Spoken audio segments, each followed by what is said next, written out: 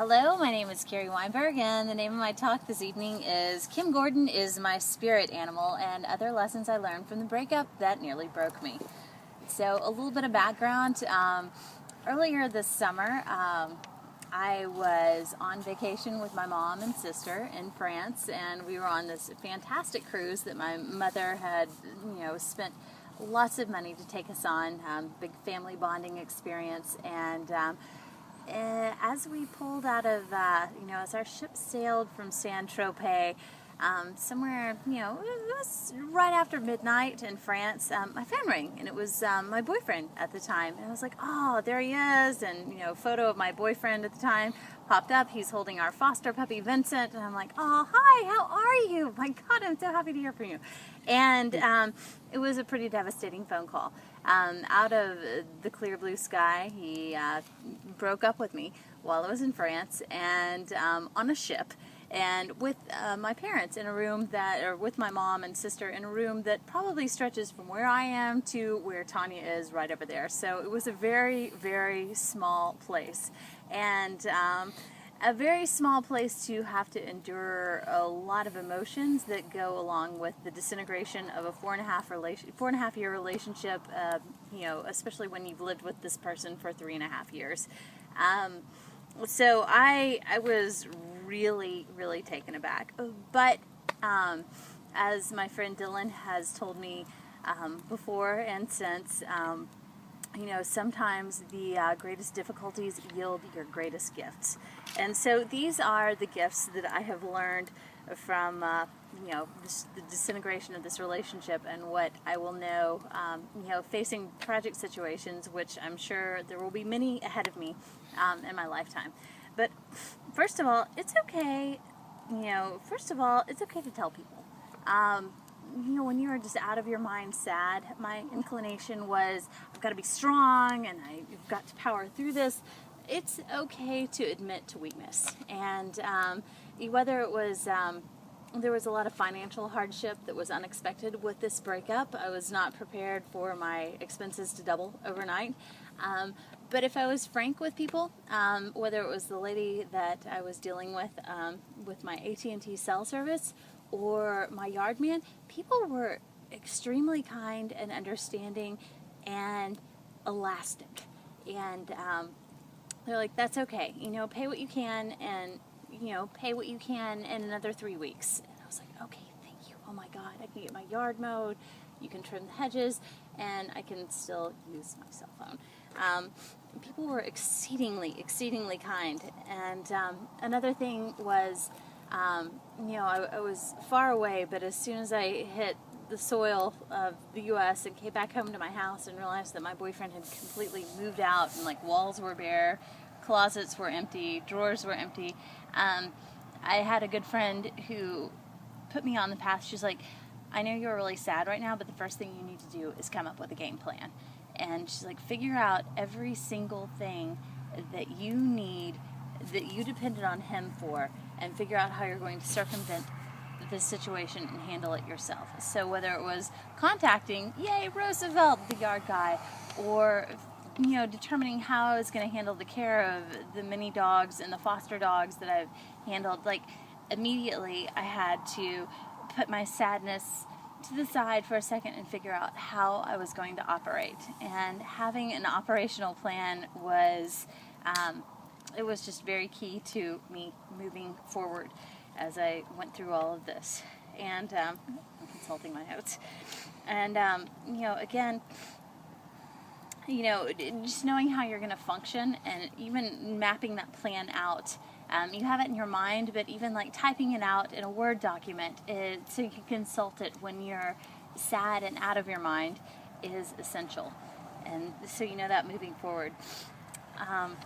Another thing that I learned that I've never really practiced before, it's okay to lean on your friends. In fact, it's okay to flop on them, especially if they are offering, if your friends are offering kindnesses, you're in a period in your life where sometimes you're not strong enough to sustain yourself, and it's okay. I had friends that were kind enough to bring me dinner, allow me to sit on their sofas and just, emote and get it out of my system. I had friends that put me in the car and took me on road trips, people that, put me on planes to take me to different places to distract me, and it was really hard because I've always been someone who has been very self-contained, but I learned to accept this, and it was, accepting these kindnesses and moving forward with what people wanted to help me with was essential to moving myself along to this path of recovery. And it was, you need to accept this, and people are willing to reach out and help you, and that's what you should really do. Another thing that I learned, especially out here at this land, is sometimes it's okay to be rash. Sometimes you want to break stuff, you want to burn shit, and within moderation, that's a good thing. So there was some breaking of stuff that, it was very symbolic. There was some burning of t-shirts, burning of books, and, with everything that I threw into this fire pit right here, or everything that I smashed to bits and then later swept up from the floor of my household, I knew why I was getting rid of it, whether it was a guitar or a t-shirt, and I looked at it as, okay, I am severing ties to this very symbolic piece of my relationship. It's not that he is necessarily a bad person, it is just that this is something we shared together and it needs to be gone. So, and then, and then finally, not finally, but one of the things too that I learned, if your brain is screaming for reasoning, give it to your brain. I never really knew what was behind this breakup, and I kept analyzing it, and finally I was like, my brain needs something so I can move on. Some people might think it's valid, some people might think it's silly. I opted to visit a psychic, and I was like, okay, whatever she says, I'm going to accept as the reason this disintegrated without my knowledge, and I'm going to take this as history, and I'm going to move on. I'm not going to question it, I'm not going to dwell on it. That will be my reasoning.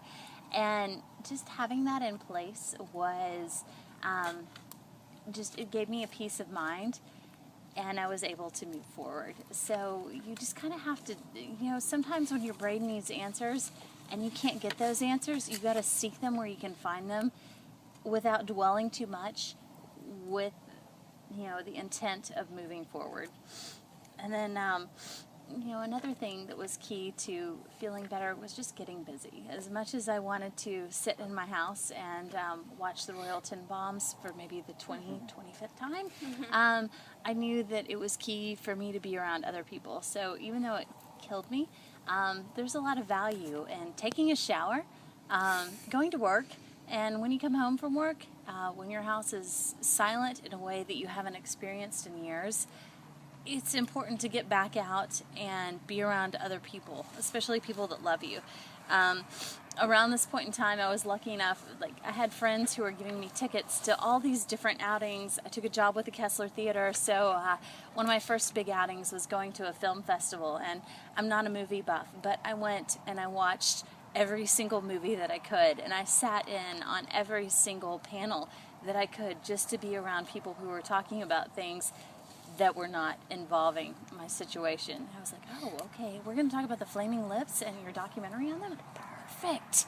Okay, here's this action movie. I am not a fan of such, but okay, it was just opening my mind to absorbing what was around me as opposed to absorbing what was in my reality that I was already very well acquainted with. Another great thing, I mentioned that I was working at the Kessler Theater at that point in time. I went and saw every band that I could possibly see, even if I was not a fan of flamenco, jazz, whatever, because I knew I had something to learn, and there was something absolutely different there that I could wrap my mind around and distract myself with and see the value in, and go from there. And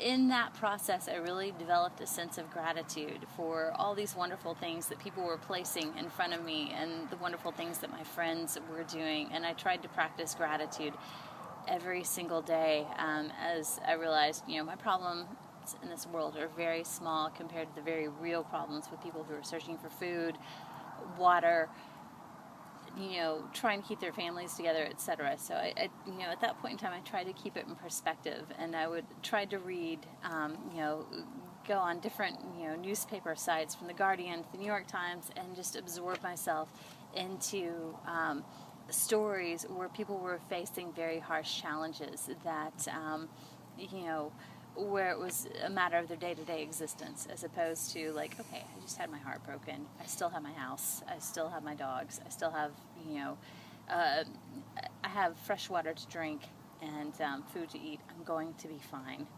And then, you know, but sometimes that's not enough. So sometimes you need to take drastic measures and be okay with that. And with that, it's okay to lose yourself. You know, I went on a couple of road trips where once I lost myself in a series of academic lectures that ranged from economics to physics to women in the military, and it was delightful that I could do this in this beautiful setting. You know, and whether you leave home or whether you try to find that in the aisles of half-price books, I think it's vital to just find something that you can lock your mind onto and just distract yourself, you know, again, from what's going on in your personal life. And, you know, as I was trying to figure out, okay, I didn't really know which way was up at that point in time, but I could, you know, I could decipher these things. So, you know, and on a smaller scale, you know, I did things at home. I rearranged my furniture. I bought new sheets. I had a friend come over and do, you know, I tried to do whatever I could to rearrange my reality. She did a cleansing ceremony in my home. And then, you know, another thing, the final thing, is putting stock in something. And, you know, when I got to the point that I just really felt like, I was like, okay, I've done all that I can do. What can I look to? And then something popped up online. And one of my major heroes is the bass player for Sonic Youth, and her name is Kim Gordon, and she's always been fierce and fearless and very outspoken and also very fashionable. And even though I had no money at all at this point in time, I invested my very last cent in buying something from her clothing sale. She put up this vintage clothing sale, and so I bought this Kim Gordon shirt, and I was like, Kim Gordon will guide me through the rest of this. And you know, and I had a lot of excitement about Kim Gordon and her couture you know, wardrobe that she was offloading through this vintage store, and this is what I found out. You know, A, this thing gave me strength. B, I felt like I had a lot more. I just felt like I had this ferocity to go forward and power myself through recovering through this breakup. And C, I found out that Kim Gordon and I don't wear the same shirt size, but it's okay. And that is my story of how Kim Gordon is my spirit animal, and I made my way through a ferocious breakup.